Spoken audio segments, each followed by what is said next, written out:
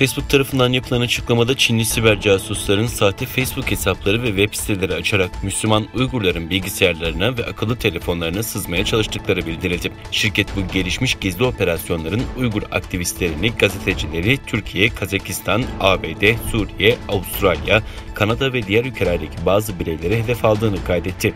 Açıklamaya göre bilgisayar casusları gazeteci ve aktivist gibi görünen kişiler adına sahte hesaplar, sahte web siteleri açarak ve telefon uygulamaları üreterek Uygur topluluğuna erişmeye çalıştı. Bazı durumlarda bilgisayar casusları Uygurlar arasında popüler olan haber sitelerini aslında çok benzer şekilde taklit etti. Hedef kişilerin bu sitelerdeki linkleri tıklaması durumunda bilgisayarları ya da akıllı telefonları casus yazılımlar aracılığıyla takip altına alındı. Siber güvenlik firmasına göre yazılım bu kişilerin bulundukları yer, klavye vuruşları ve telefon rehberleri gibi bilgileri toparlayabiliyor. Facebook'a göre 2019'da ve 2020'de toplamda 500'den az kişi bu siber saldırılarla hedef alındı.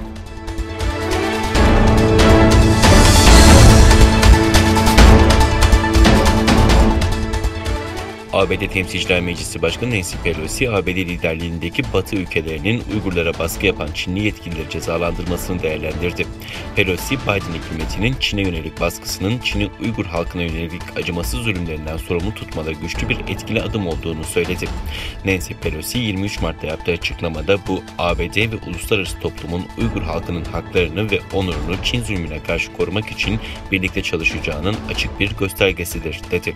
22 Mart'ta Amerika Birleşik Devletleri, Avrupa Birliği, Kanada ve Birleşik Krallık Uygurları ezen 4 Çinli yetkili ve bir kuruma eş zamanlı olarak ambargo kararını onaylamıştı.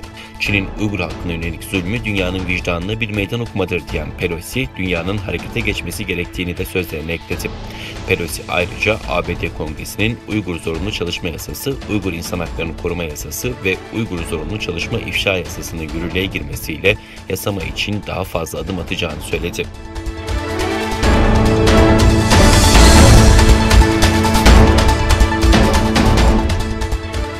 Çin, Washington'ın insan hakları ile ilgili yaptığı suçlamalara ABD'de yaşanan insan hakları ihlallerini toparladığı 28 sayfalık raporla cevap verdi. Washington'ın Pekin'e yönelttiği suçlamaların misillemesi niteliğindeki raporu Çin Devlet Konseyi Bilgi Ofisi tarafından kaleme alındı. Kurum salgının kontrolden çıkmasını, sivil itaatsizliği, etnik çatışmaları ve toplumsal bölünmeye örnek göstererek ABD'nin 2020'de kendi sorunlarıyla da yüz yüze geldiğini vurguladı.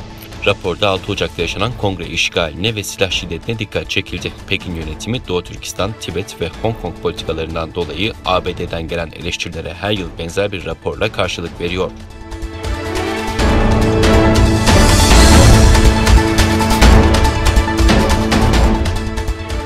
ABD Dışişleri Bakanı Antony Blinken, Belçika'nın başkenti Brüksel'de katıldığı NATO Dışişleri Bakanları toplantısında yaptığı konuşmada ABD Başkanı Joe Biden'ın ittifaka yaklaşmasını değerlendirdi.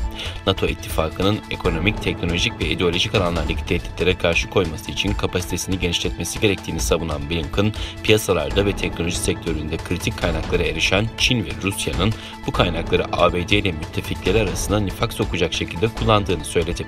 Konuşmasında Çin'le rekabet konusuna geniş yer veren Blinken, ABD müttefiklerin Çin konusunda ya biz ya onlar seçeneğine zorlamayacak. Çin'in uluslararası sistem kurallarının ve bizim müttefiklerimizle ortak değerlerimizin altına oymaya çalıştığı, kolektif güvenlik ve zenginliğimizi zorba davranışlarıyla tehdit ettiği konusunda şüphe yok.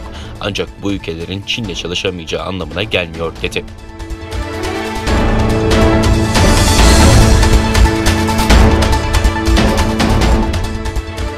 ABD Menkul Kıymetler ve Borsa Komisyonu'ndan yapılan açıklamada eski ABD Başkanı Donald Trump tarafından Aralık 2020'de imzalanan ve Çinli firmaları ABD borsalarından çıkarabilme fırsatı veren yabancı şirketler sorumluluk yasasının uygulanmaya konulduğu belirtildi. Söz konusu yasa yabancı şirketlerin ABD Kamu Muhasebecisi Gözetim Kurumu'nun denetimlerine ard arda 3 yıl uymamaları halinde Amerikan borsalarında listelenmesini engelliyor. Çinli şirketlere hedef aldığı belirtilen yasanın Alibaba, Baidu ve PetroChina gibi firmaları etkileyebileceği kaydediliyor. Ayrıca yasa, kamu şirketlerinin yabancı bir hükümetin kontrolünde olup olmadıklarını açıklamalarını da gerektiriyor.